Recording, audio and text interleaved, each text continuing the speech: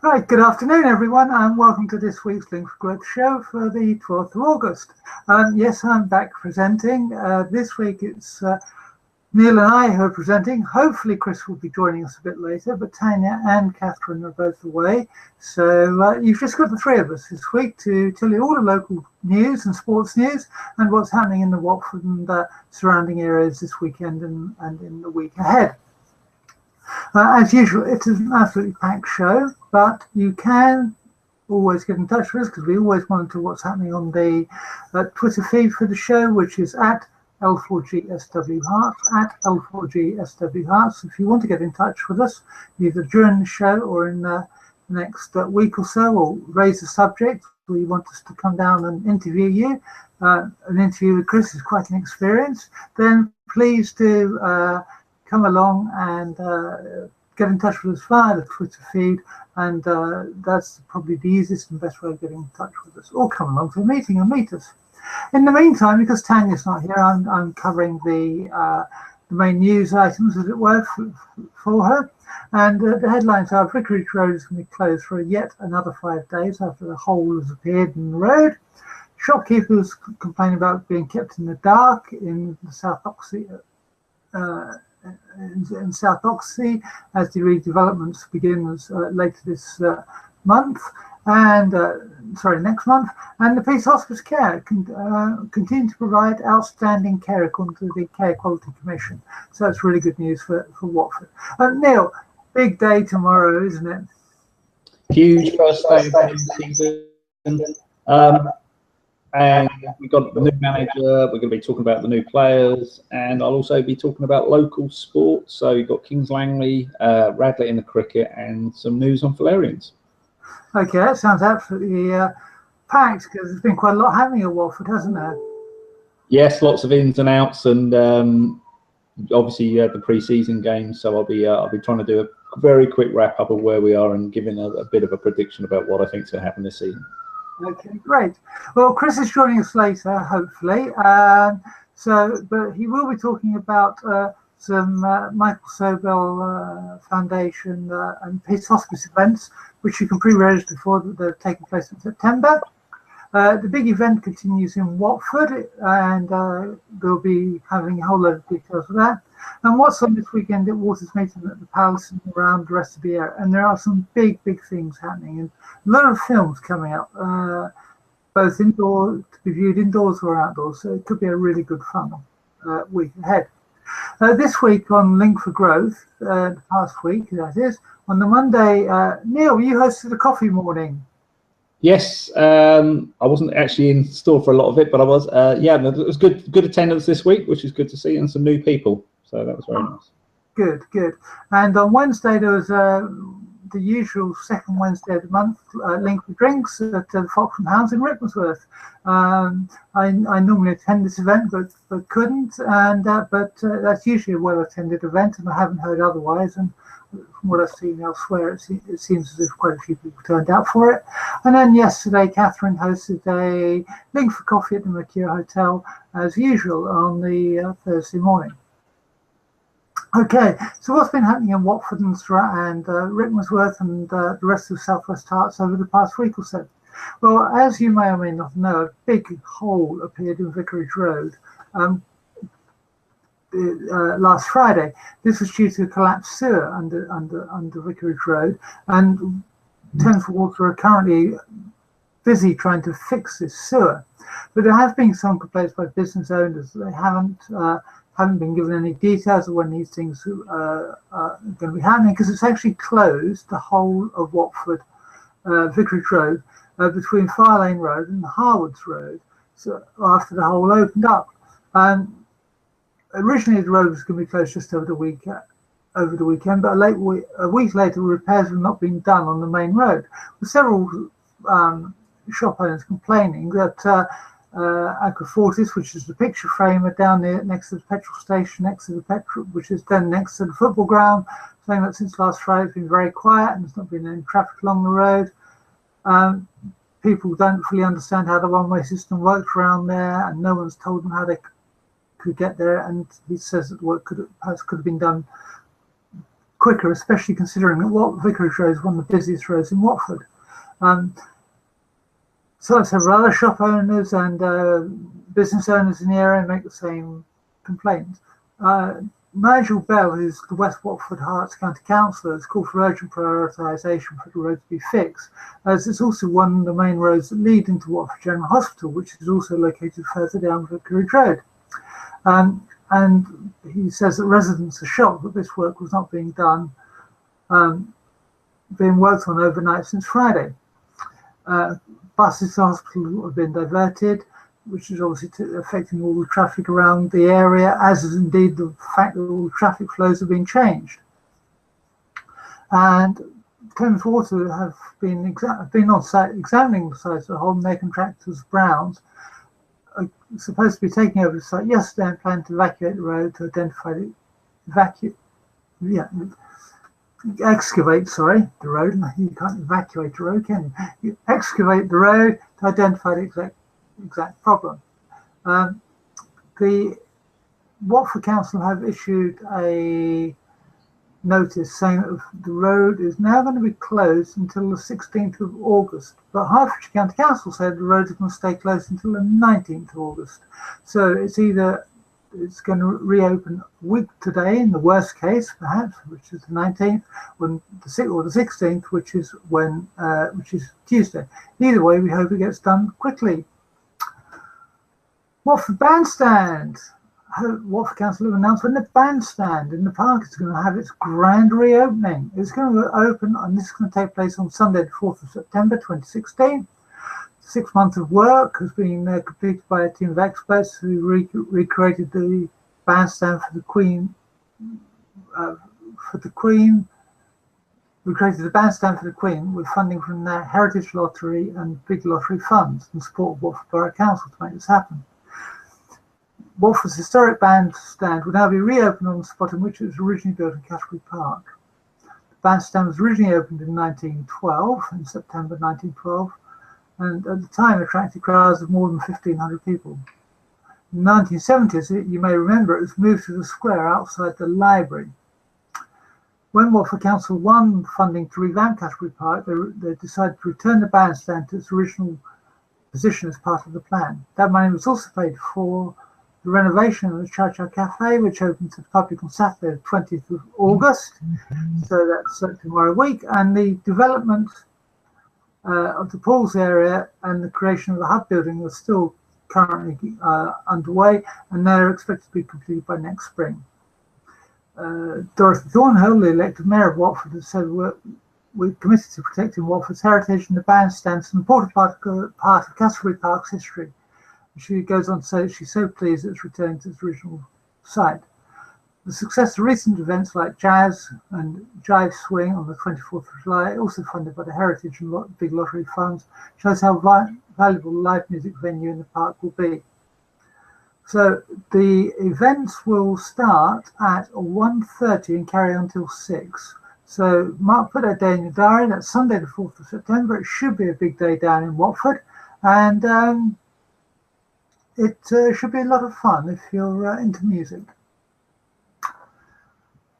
On a less happy note, nests of caterpillars have been removed and destroyed after the oak processionary caterpillar was found in Watford.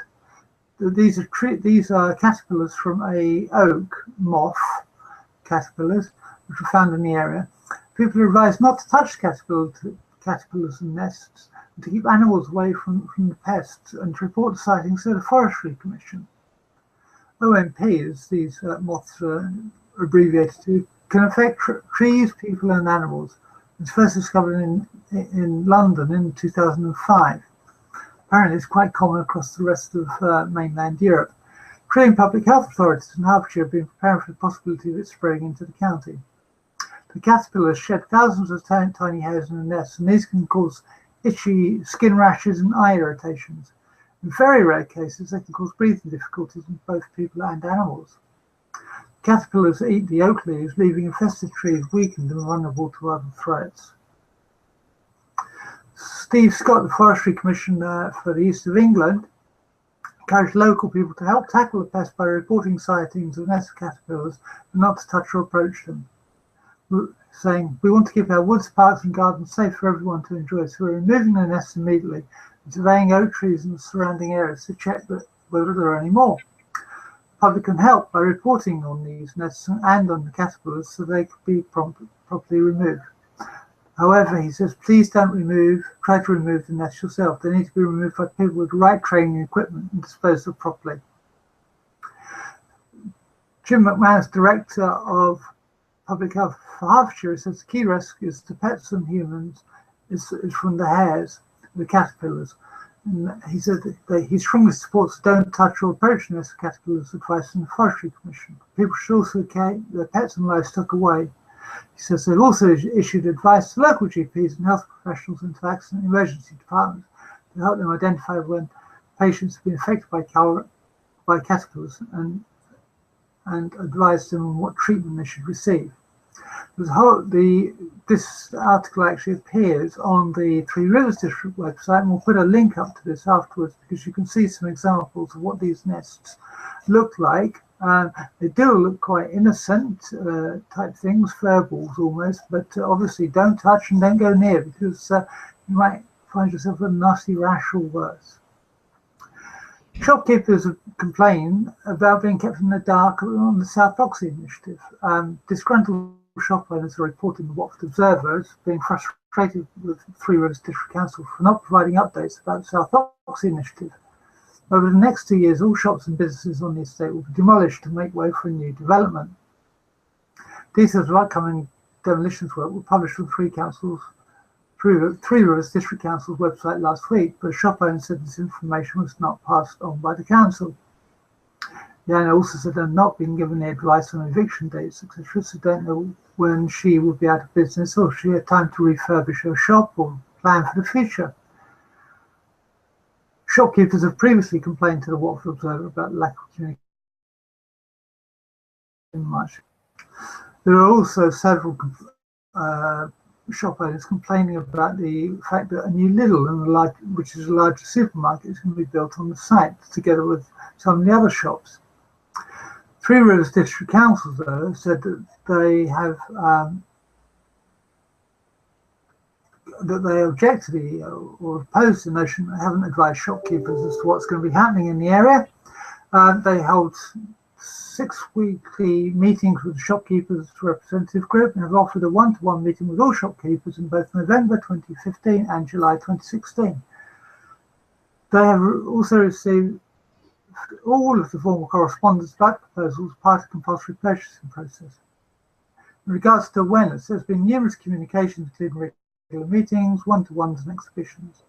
They've also produced publicity for all the major developments, created public notices, relevant information, and relevant information can be found on the threerivers.gov.co South Oxhey Initiative webpage.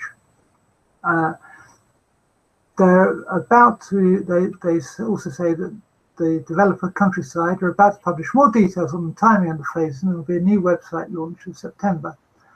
They set out in the planning documents, new retail plans include a 17,000 square foot store, which is part of the brief from the master planning stage of the project. This is because in the early consultation period, the residents of South Oxhey felt they needed a larger local food store.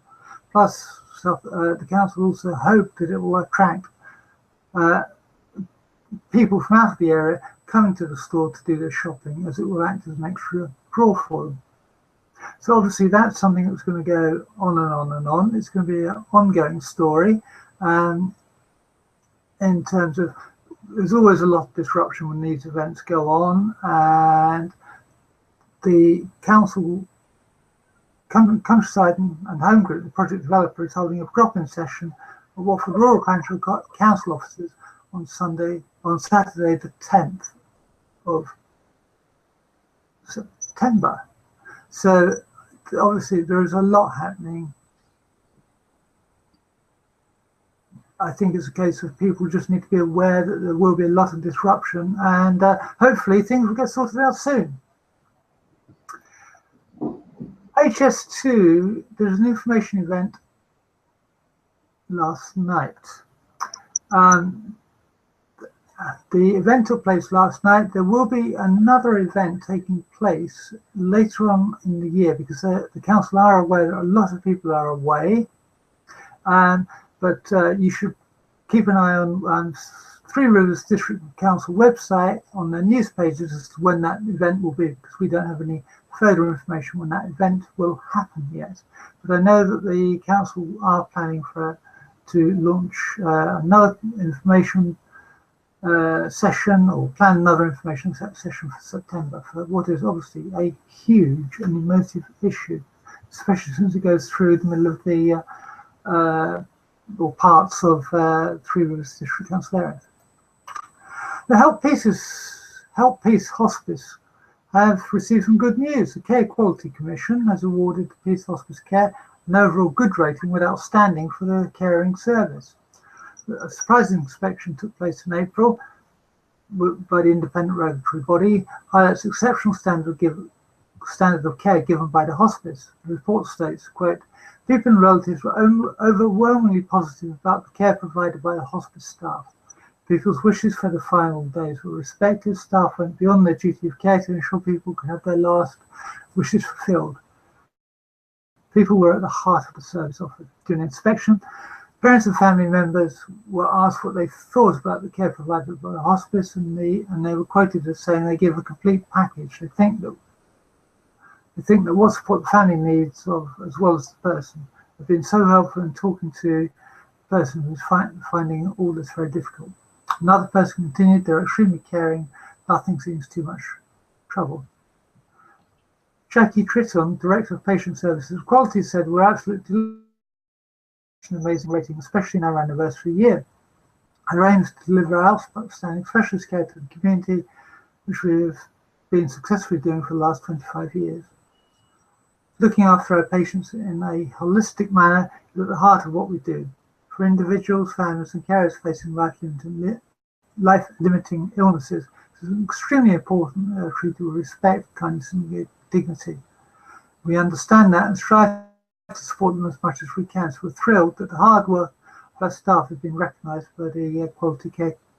Peace Hospice have to raise $5 million a year to run the development hospice service, and only 23% of their funding comes from the NHS.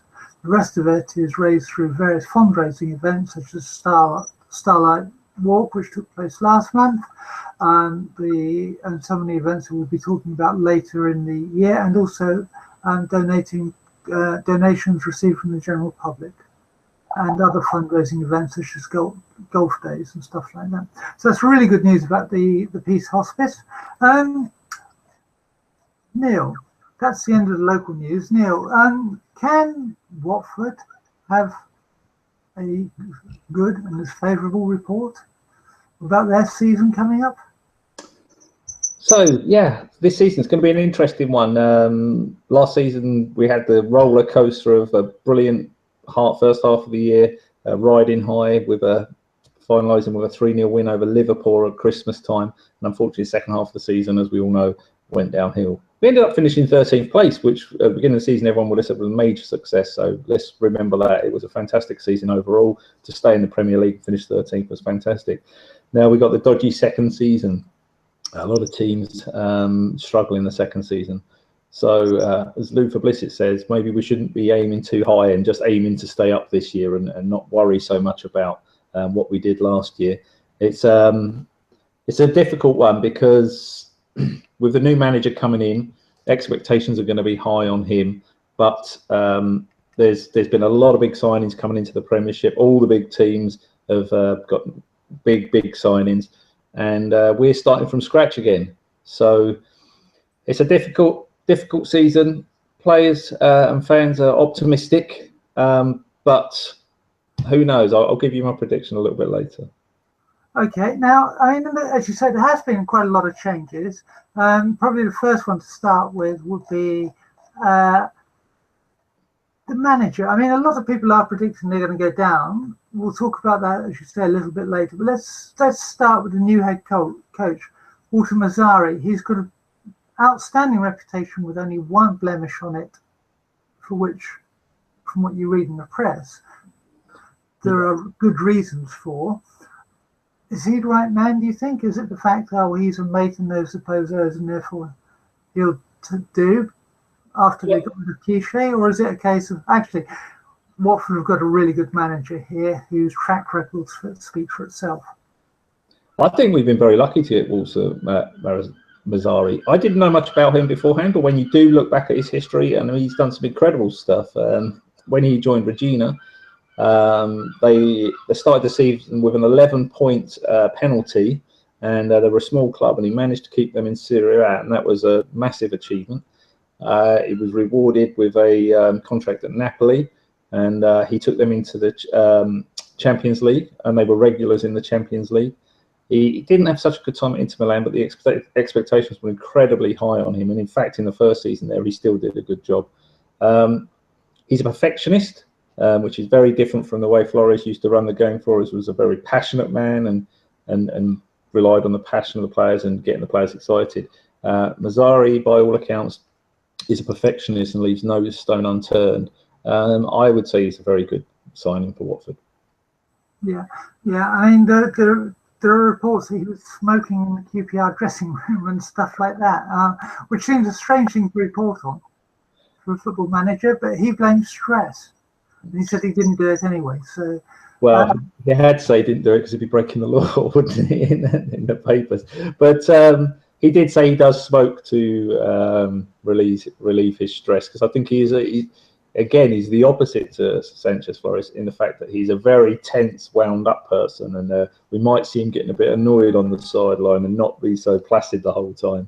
So that's an interesting one. The interesting thing about that story, the really interesting thing, is that the story got out. So someone's been getting in the ears of some players. So maybe even at this early stage, there's a player or two who aren't happy with the fact that maybe they're going to be loaned out or something, or don't think they're going to make the squad, and stories are getting out already when we don't really want that sort of disharmony in the rumours of disharmony in the camp already. Yes, because I mean, that was one of the things about the last months of Quiche Sanchez Flores, wasn't it? That all these rumours got out, and it kind of indicated that the dressing room were no longer with him. Or not all of the dressing room were with him. Yeah, for sure. It was. I mean, up to the early new year, it was all for one for all, and then all of a sudden the disharmony started. The rumours of Flores looking for other jobs back in Spain started floating around, and the team just disintegrated. They lost. They weren't playing for each other anymore, and so yeah, you need team unity at this level. Just those small little things can make a massive difference, because every team is a good team in the Premiership. So, and unless they're going to stick together and play as a team, it will be a struggle. Okay, let's talk about some of the people who have left, who are staying, and who might want to stay. There was a really interesting article in WD Sport by Troy Deeney saying that we need Mate Vidra back this season. Yeah, it was interesting, and it was very frank and honest as well, because Mate Vidra was obviously much loved at Watford, scored many goals, and but just didn't fit into plans, so he was loaned out, and unsuccessful spells at West Brom. Reading he went to again on loan, started off brightly, but by the end wasn't first choice. But Deeney was completely blunt and honest, as he always is in his interviews, and said he's come back a changed man and seems to have a better attitude. And he says he's the best finisher at Watford by far. And if he works as hard as he has been in pre-season with this new attitude, he wants him to stay at the club for sure. He said we need him. We need that extra striker. Yeah, and talking of extra strikers, everyone's talking about Isaac's success, is it? With a name like that, you can understand why. Yes, Watford of Port success. That'll be the thing. We're not quite up to Chelsea's level of buying success yet, but so yeah, it's going to be interesting, because with success that gives us three forwards. Amrabat is a winger, stroke forward, but there's rumours that he could be one of the ones who's going out shortly. We don't know. But yeah, Mate Vidra is a great player to have on the bench. Off the mark, he can turn players in. He can be away like a shot, and he's such a clinical finisher. To have him in the squad would be fantastic. And we do need That would actually save us buying another player, because we need a few more players. The team isn't finished yet. Mazzari himself, as he said, he wants 2 or 3 more players. He refused to name them, but one is believed to be Pereira from Italy, centre midfielder, a attacking playmaker, and we need another centre back because we're playing with 3 centre backs, and Beckelem really didn't make the grade, so he looks like he's going to be on his way. So it looks like we're going to need a centre midfielder, centre back, and maybe a forward. But if Maki Vidra stays, we might not need the extra forward. Okay. I mean, Watford have bought quite a few players. Not all of them are available tomorrow due to injury. I mean, they bought the centre back from Belgium. His name escapes me at the moment. Did you manage to get to see anyone at the game last week, the pre-season game against Lorient?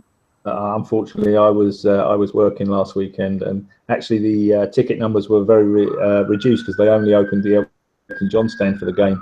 So there wasn't even that many people at the ground. I know there's a lot of disappointed people who were hoping they were going to be able to go down on the day and watch it, but were unable to. That was quite an exciting game. We were 2-0 up in control. Lorient scored a wonder goal to one of them and a defensive error for the others. It happens. I don't think you can read too much into pre-season games. If you look at our results over the pre-season, they were okay. Few wins, few draws, and a loss against QPR, which is the one we're getting the ribbon from because they're one of our local neighbours, and there are quite a few QPR supporters in Watford, so that was quite funny. And they have the same shirt sponsor as us as well, so that was interesting. It's difficult to tell because we didn't play any really big teams in our warm-up this year, which was quite surprising. In the past few seasons, we brought big teams over to play at Vicarage Road, and this year was a much lower key. I think that was probably to give the new manager more time just to concentrate on his setting up of the team and getting the team to learn the way he wanted to play without too much exposure. Because if you play a big team, you get a lot of exposure in the press and that. And I don't know if you've noticed, no one's been talking about Watford, which is quite interesting. And I'm quite happy for it to be that way. We don't want to be hyped up after last season.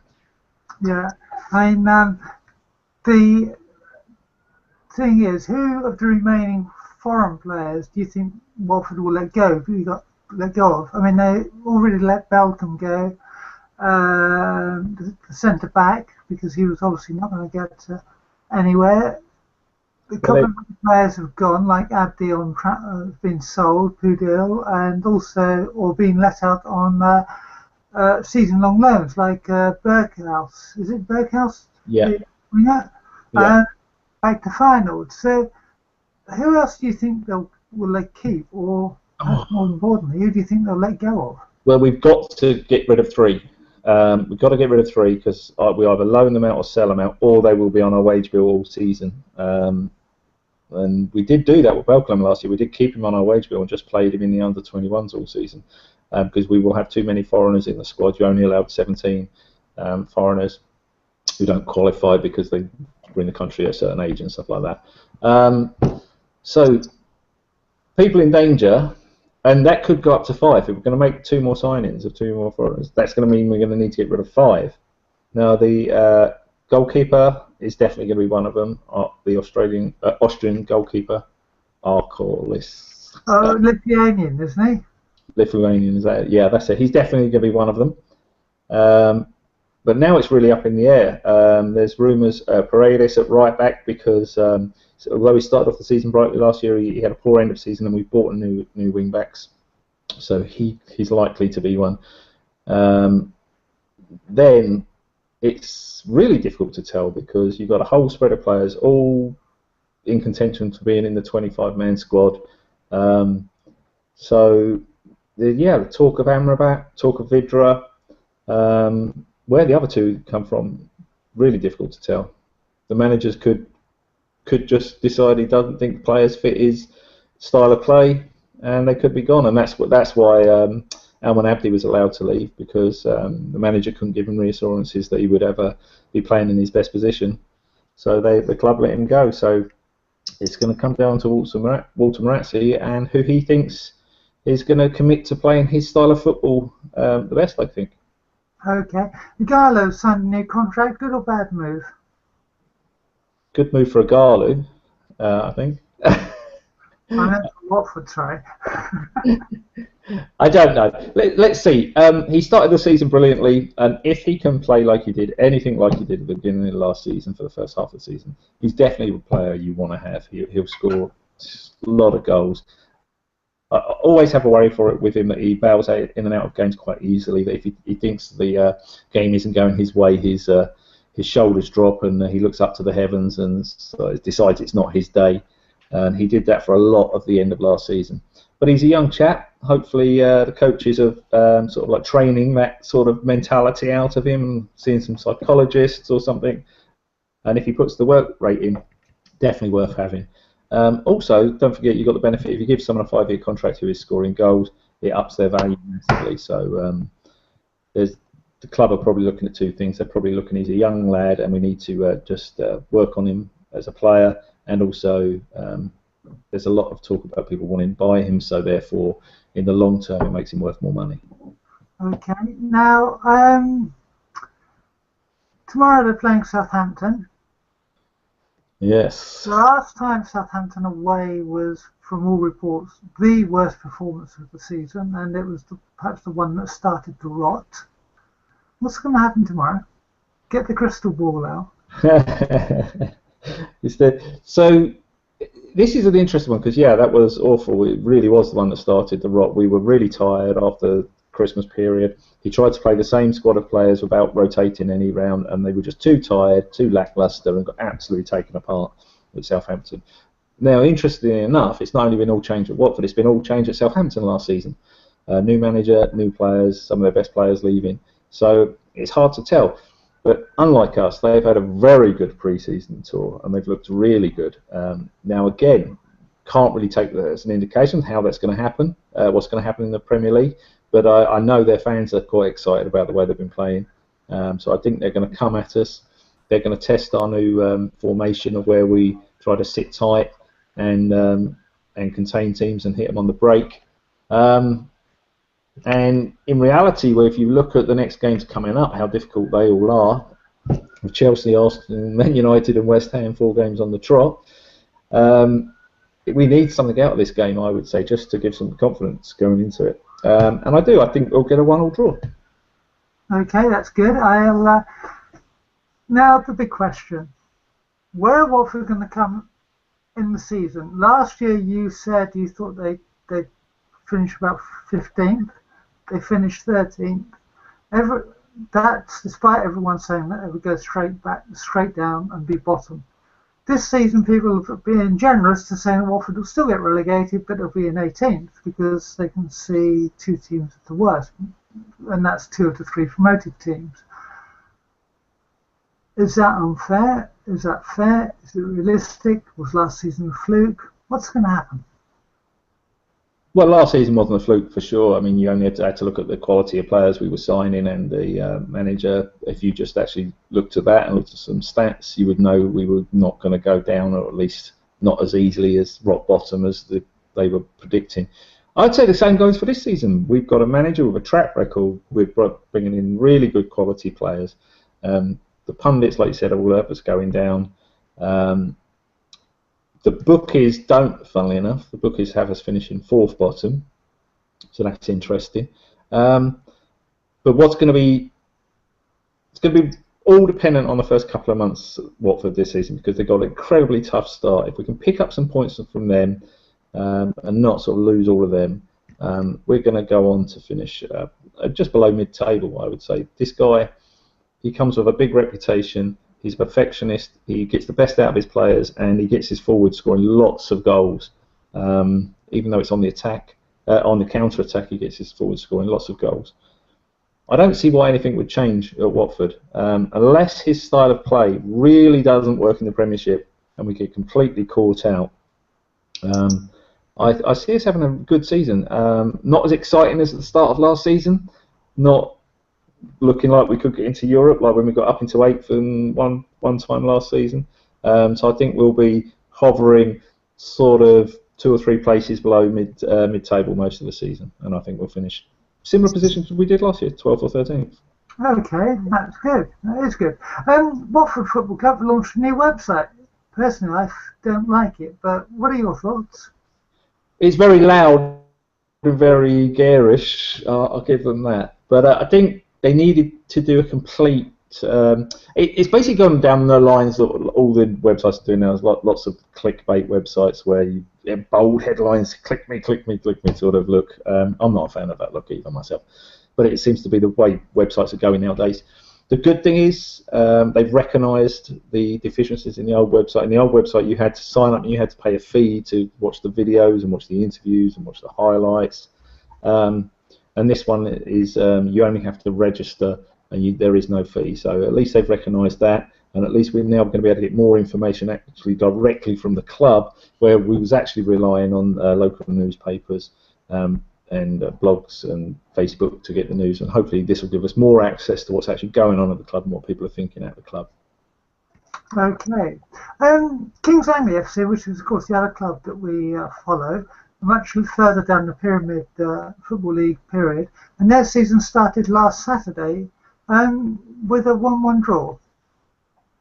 Yes, and Kings Langely fans would have been getting really excited when they saw the team were 1-0 up going in against one of the favourites for promotion. So everyone's probably thinking, yes, we can do this. But it was back to the walls in the second half, and I've read varying reports that they were unlucky not to win, and reports that they were unlucky not to they were lucky not to lose. But they defended from the 68th minutes onwards, didn't let one of the favourites score, and got the point they deserved, I would say.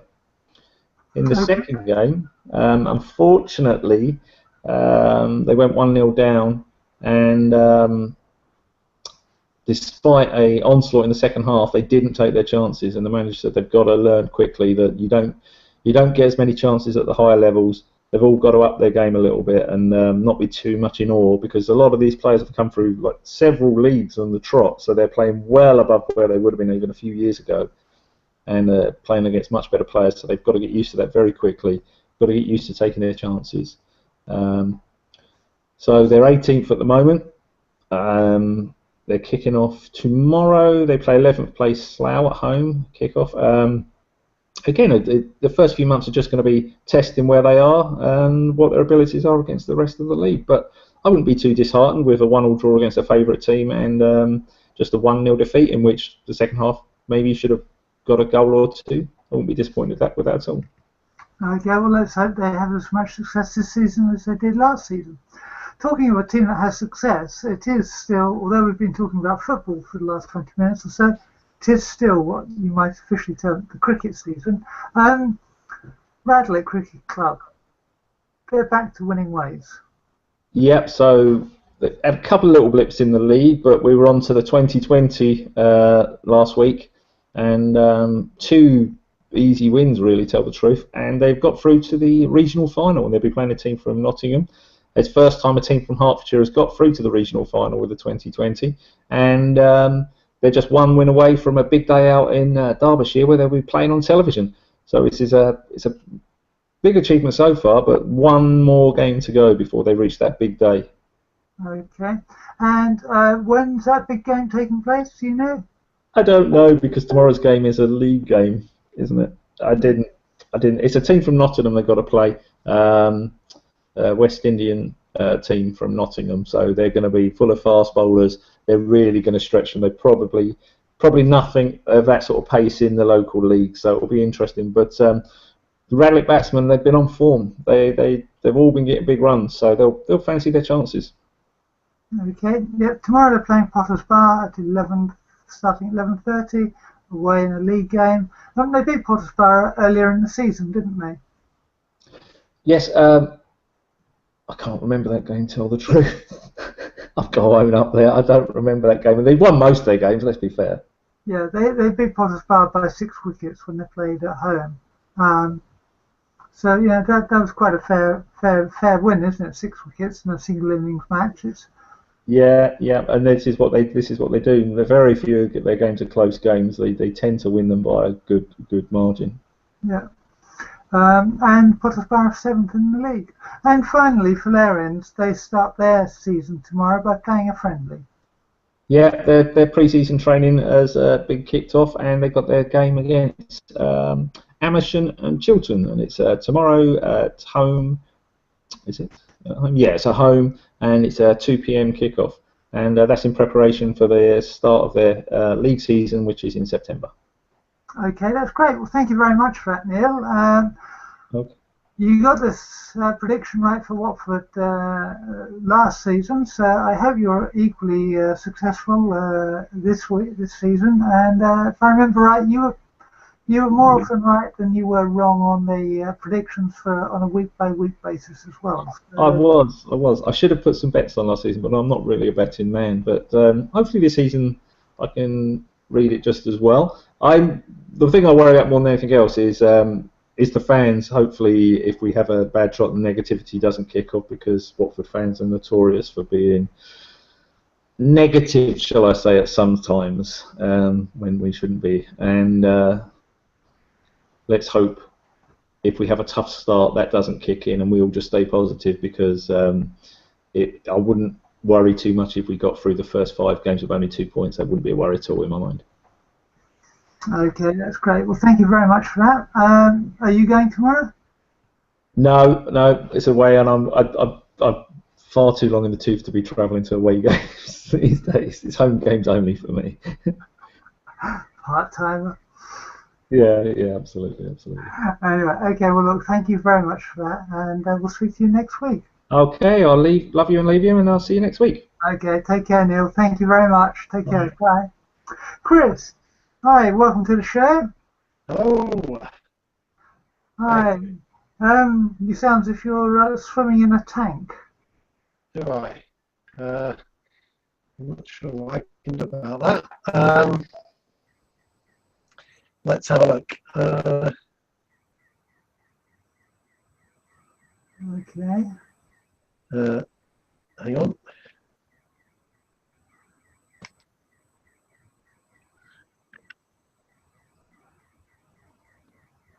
It wouldn't be a Link for Growth show without some sort of technical issue halfway through it. No, of course not. No, it's just because, of course, we are using technology that's based on the internet. Any better or not really? No, it's got worse, actually. Was it? Good. Yeah. Okay. Let me have a look.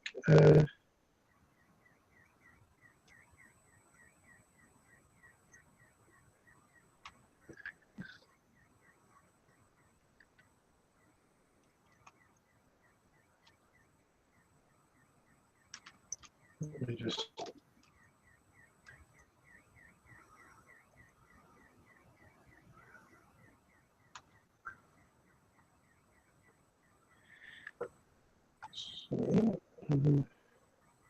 Because normally the sound quality from you is so good. So. Let's just.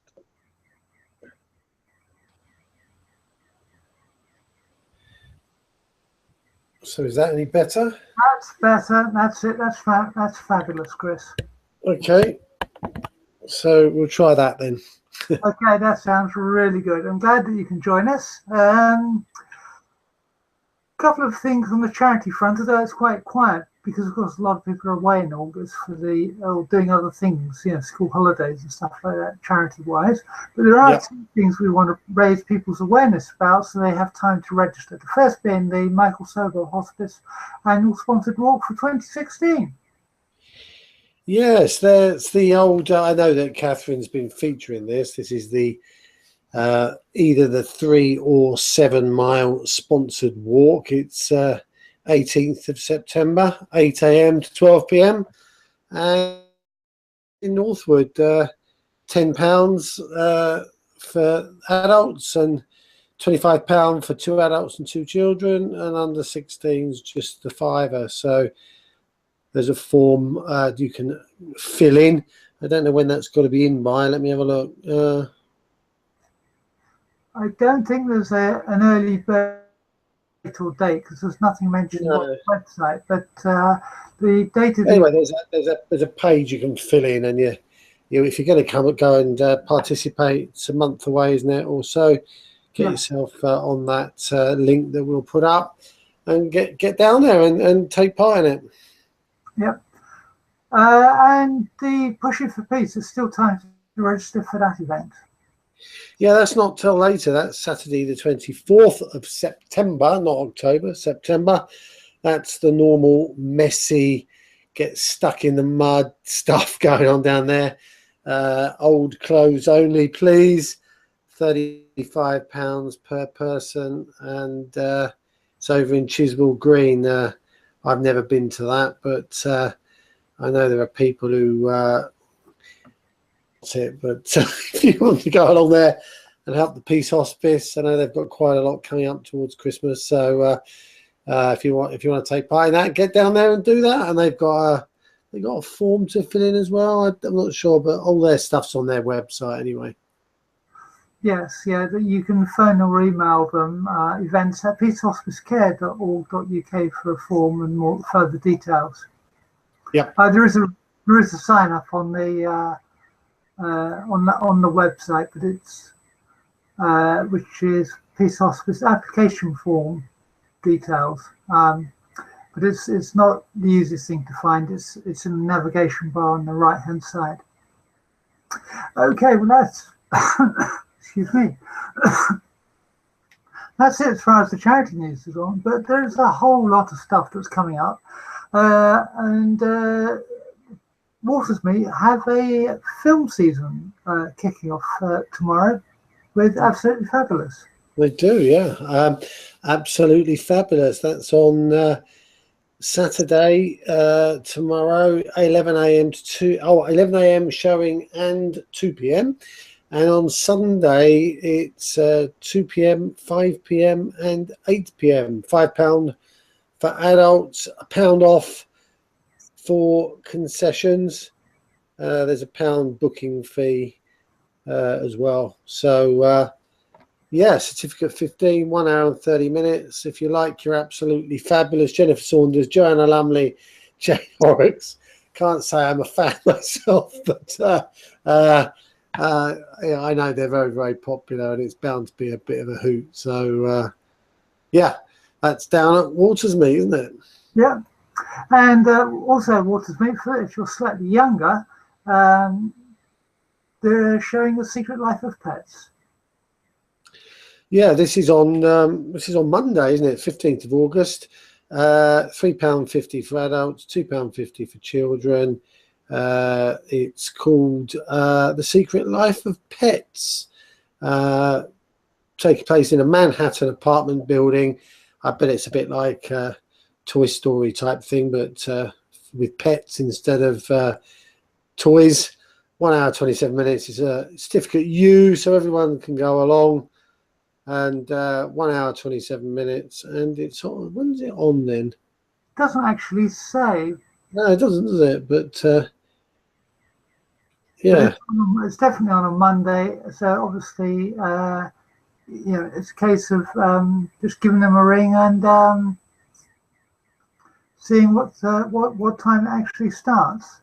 Yeah, sounds like that would be a lot of fun for the kids. Yeah, exactly. And finally, the Watersmeet, the Film Society are presenting Eddie the Eagle. Yeah, no, I know someone that's been to see this, and it's quite apparently it's a really good film. It's a real feel-good factor. Eddie the Eagle, if you remember the story, all of his training, this is up to participating in the Olympics, which was unmitigated. Well, not a disaster, because apparently he tried to get in doing something else, and in the end it was like, well, what have we not got anybody in? And it was like this jumping ski jumping thing, and so he said, okay, I'll do that then. And it was all the training and everything else, but it's like one man's passion to participate, and with that kind of determination, he's absolutely irrefutable. That's on next Thursday at Films Meet down at Watersmeet. 2 p.m. and 7:45, and that's £5 for adults, and actually £3 for the afternoon one, and concessions of £4. So advance booking not necessary for that one, so you can just rock up, I guess. Yeah, I remember when I was living in Holland at the time, and even the Dutch thought the Brits were completely mad putting in a ski jumper for the Winter Olympics. Yeah, that he'd never done any jumping at all. It was, but you know, yeah, the story is quite a good story, and it's no surprise that they turned it into a movie. But yeah, good stuff. Yeah, exactly. Now, Watford Palace Theatre also have quite a lot happening, starting with Money Monster. Yeah, George Clooney, Julia Roberts, lots of our favourite actors, actresses. This is on tonight actually at 7:30. £8 per adult, concession £6.50, and what's that? Rumour tickets for 16 to 25-year-olds are just £4. Don't know whether that's true or not. Anyhow, it's a rumour here. Card handling fees apply. No charge for cash transactions. Okay, so if you want to watch that, that's at the Palace Theatre this evening at 7:30. Yeah, Rumour is their kind of youth group that they run. Right, okie dokie. Right, then in the middle of the Olympics, they got a film. They're showing a film called The Race or Race. Yeah, now it's interesting. It's in the face of extreme discrimination, the inspirational African-American athlete Jesse Owens fights in this enthralling biopic to become the world's greatest track and field athlete and pursue his quest for Olympic glory in the 1936 Berlin Games. So this will be another one of those movies that really does reach out to us and say, you know, if this person with all this can make it, then really there is no excuse for everybody else. That's on tomorrow afternoon, 2 p.m, £8 again for adults, concession £6.50. If you're in the rumour group, 16 to 25-year-olds, you get in for £4, handling fees, etc., etc. Parental guidance on that one, but tomorrow at 2 p.m. Yep. Sounds like a winner. It does, doesn't it? And that's exactly what he did. Sorry, I've plot spoiler there. Should have announced it. What? Don't give up your day job. Try not to, Chris. Now, the Palace are also putting on something a lot more heavyweight tomorrow with Shakespeare's Richard III. Yeah, Richard III. Yeah, the Almeida Theatre makes its live screening debut with an explosive new adaptation of Richard III. Director Rupert Gould, Ralph Fiennes, Shakespeare's most notorious villain, with Vanessa Redgrave as the Queen Margaret. Yeah, so this is a bit more heavyweight. I remember when I first went to see Shakespeare, I couldn't understand what the hell they were talking about for about half the play. It's just complete nonsense, and then you get acclimatized to it. So running time for this one is 3 hours and 30 minutes. So take a packed lunch by the looks of it. Certificate 15. Yeah, so Saturday, this is tomorrow at 7 p.m, £15. Doesn't look like there's any concessions or anything, but yeah, heavyweight stuff, as you say there. If you're into your Shakespeare, treat yourself. Yes, exactly. I mean, it's got a fantastic cast, doesn't it? Yeah, absolutely. Okay, then back to films being shown at the Palace. They've got a film called Me Before You. I'm probably one of the, this is Sunday in the afternoon. £8 and for adults, £6.50 for concessions, and again the rumour youth £4 option. This is this is heart-wrenching adaptation of Jojo Moore's best-selling novel starring Emily Clarke, who's Game of Thrones, I presume that means she's a star of Game of Thrones. Having never watched a single episode of anything called Game of Thrones, I feel like I'm a bit lightweight on this particular number. But anyway, Emilia Clarke is playing the small town girl Lou, who forms a powerful bond with a recently paralysed man, who's also been in the Hunger Games, which I've also not seen. But anyway, and she's employed as his carer. So again, probably another fascinating story. So if you're keen on watching that, get along and at the Palace Theatre on Sunday afternoon to watch that at what time is it again? It's 2 p.m. Yeah. Tickets rate. Yep. And there are concessions. So anyway, then on next, on also Sunday coming up in the evening, they have another delayed live performance. Beatrice and Benedict at Benedict. Yeah, this is 7 o'clock on Sunday this weekend. £15, no concessions or anything. And if you're into your opera, then this is definitely one for you. Love Conquers All in Berlioz's sparkling take on Shakespeare's Much Ado About Nothing. So now I don't know whether this is this is sung in French actually, not in the regular Italian mode. So this is in French, English subtitles. So if you fancy taking on board a bit of opera, then head to the Palace Theatre on Sunday evening. Sounds like you're in for a treat. I've not seen this, but then again, I haven't seen a lot of opera either. But I'm sure that this will be fascinating. And if you like opera, get along. Yes, I'm sure it will be. It is performed by, or a performance that was filmed at the Glyndebourne Festival with the London Philharmonic Orchestra and the Glyndebourne Chorus. So, by reputation, it should be a great event to see and to witness. Yep. Something slightly less heavyweight, shall we say? It's on the Colosseum this Saturday and Sunday. If you like dinosaurs, pop along. Yeah, now I don't know about less heavyweight. We're talking Tyrannosaurus Rex here.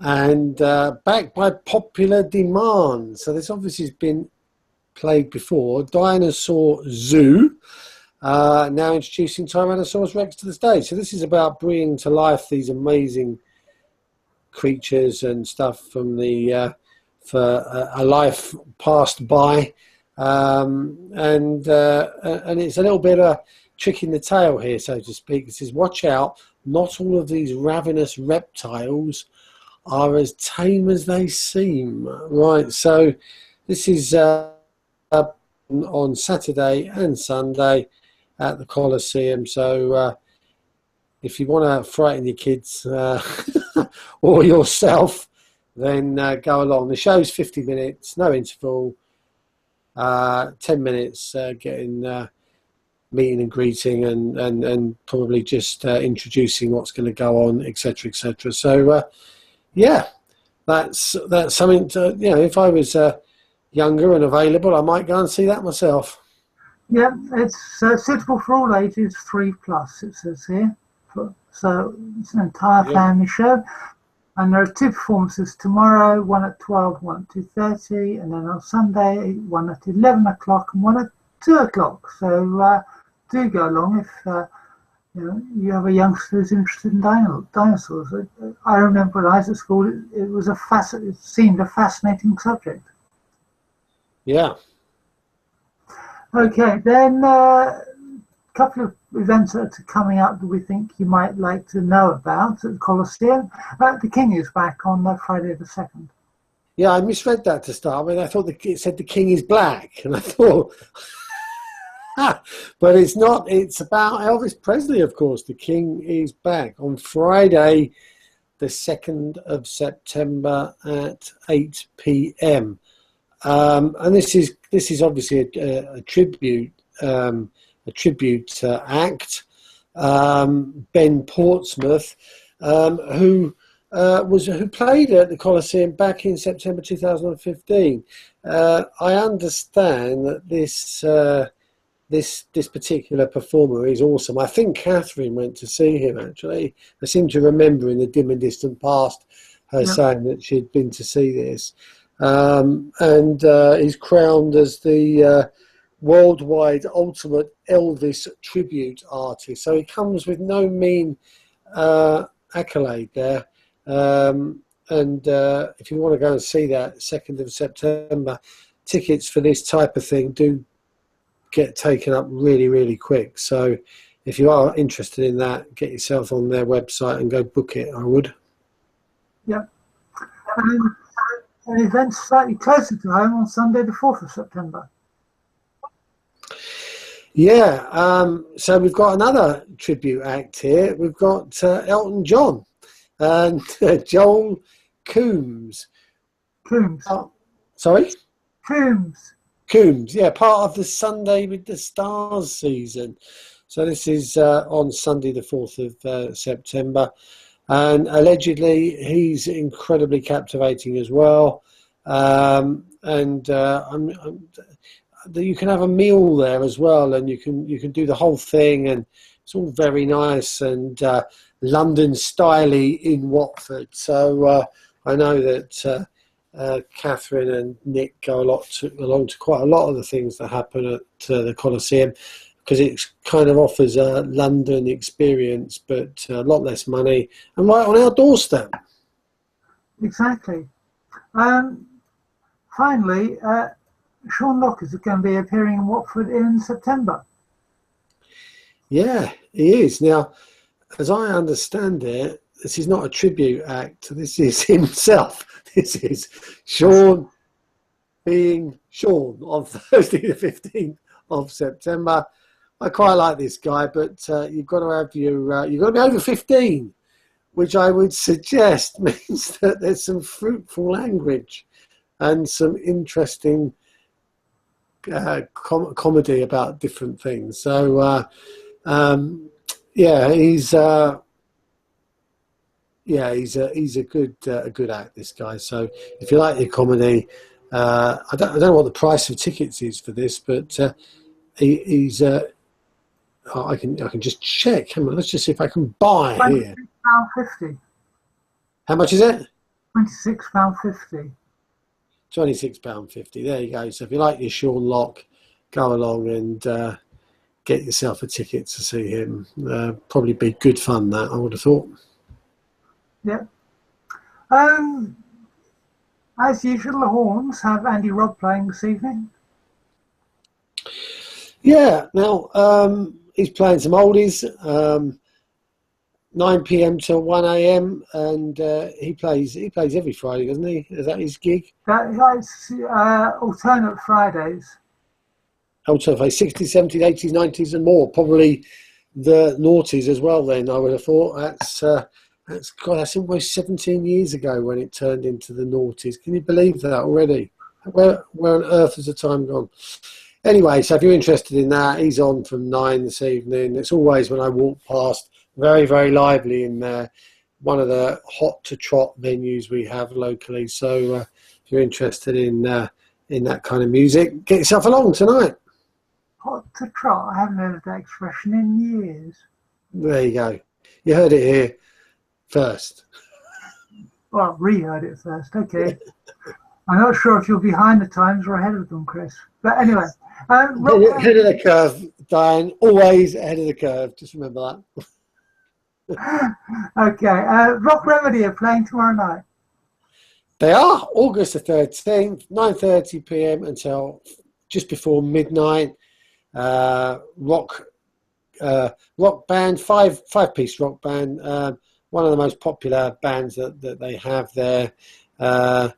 Female-fronted, modern and classic rock band. Professional musicians. and they cover everything from Led Zeppelin and Katy Perry, Michael Jackson, you name it, they cover it. So that's tomorrow night. That's promising to be another cracking evening. Okay. And finally on Sunday, Sid Sideboard and the Chairs are playing. They do sound a bit wooden, don't they?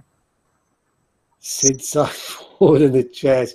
It's a bit like, what's that guy? Somebody in the Crypt Kicker 5. What was that? Do you remember those? No. Oh yeah, Monster Mash, I think it was, and the Crypt Kicker 5. Okay, yes. Crypt Kicker 5, yeah. Anyway, Sid Sideboard with his chairs. So that's on Sunday evening. What time are they on? They're on from 4 p.m. till 7. I thought they used to do a little bit of jazz on Sunday afternoons, but looks like they've got different kind of music there. Go see that. Been a nostalgic afternoon, apparently.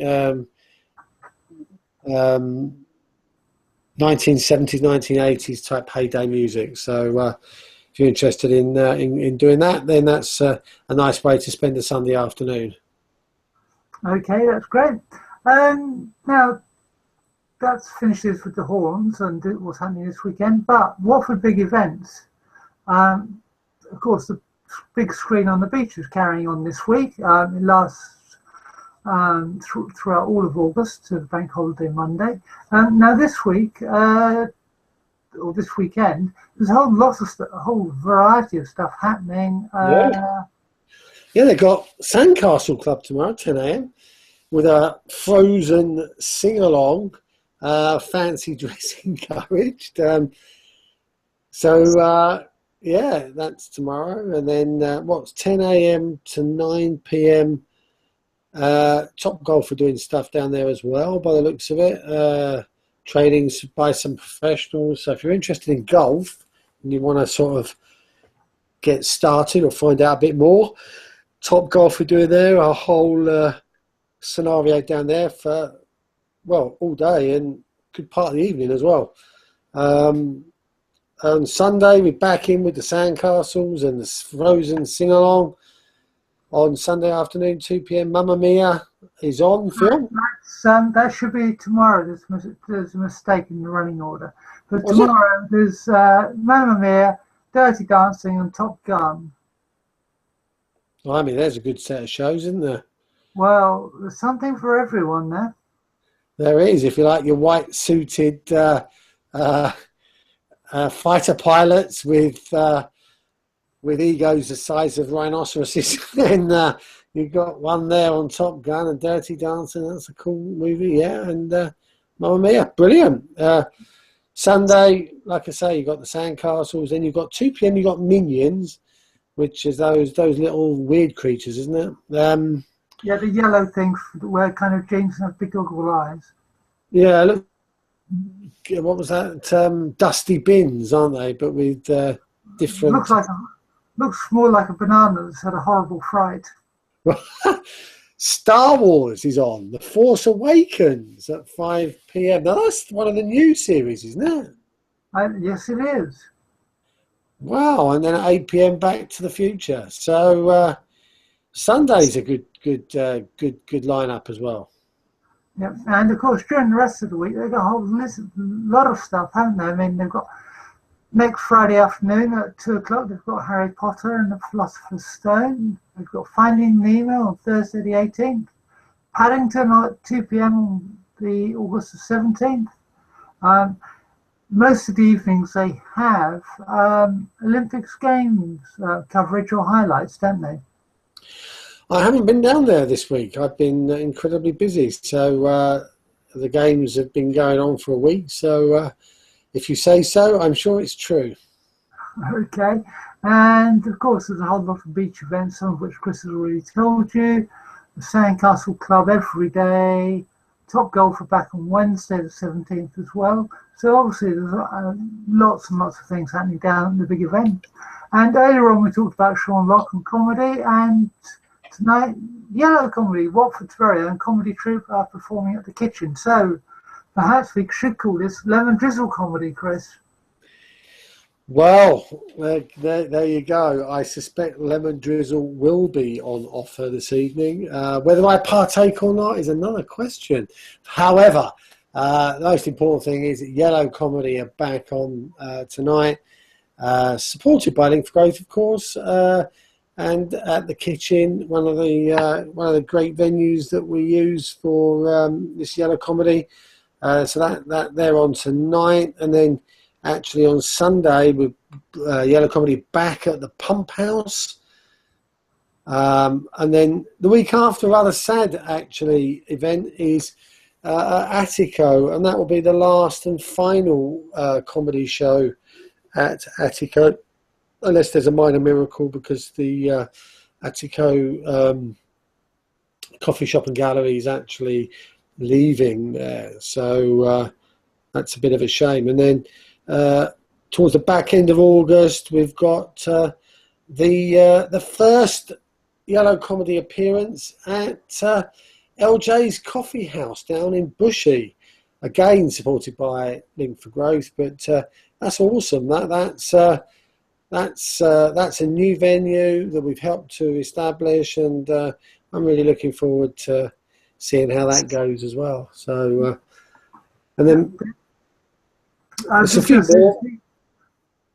are a few more later on, but I was just going to say this evening, the headliner is a lady called Sandra Howe, who won the 2015 Yellow Comedy King or Queen of Hearts competition. She's a very funny lady. She has appeared before, but not normally for this length of time. So she's bound to bring along a whole load of new material. And she has a track record of being immensely funny. Other people appearing include the Reverend Henry King, who is very funny, Sven Cockrell, Pauline Iyer, John Green, Rick Murtagh, and AJ Roberts. Andrew Carberry, as usual, will be emceeing. And then on Sunday, as Chris said, it's at the Pump House. The headliner is Steve Owen Williams, who's a very good mimic and impersonator. It's Sunday this month at the Pump House, not the usual Saturday. Doors open for both the Kitchen and this evening, and the Pump House at 7:30, with the comedy starting at 8 o'clock. Appearing with Steve Owen Williams will be on Sunday will be Simon Lilly, Pamela Mitchell, and Thomas Rackham. Andrew Carberry is again emceeing that event, and as usual with Yellow Comedy events, it's always free to get in, but you have to pay to get out, don't you, Chris?